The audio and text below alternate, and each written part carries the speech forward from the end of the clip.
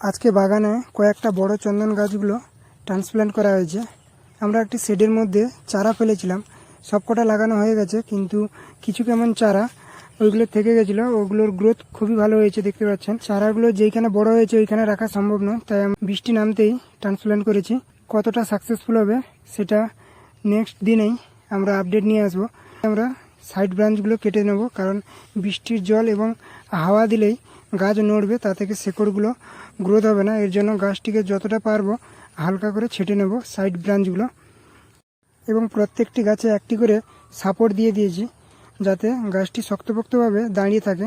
যদিও গাছগুলির গ্রোথ একটু স্লো হয়ে যাবে, তবুও আমার বিশ্বাস যদি ওয়েদার ঠিক থাকে গাছগুলো পুনরায় রিকভার হয়ে যেতে পারে। তো বন্ধুরা, আপনাদের কি মনে হয় গাছগুলো সার্ভাইভ করতে পারবে কি পারবে না? তো অবশ্যই কমেন্ট বক্সে কমেন্ট করে জানাবেন। তো সবাই ভালো থাকবেন, সুস্থ থাকবেন, দেখা হচ্ছে নেক্সট ভিডিওতে।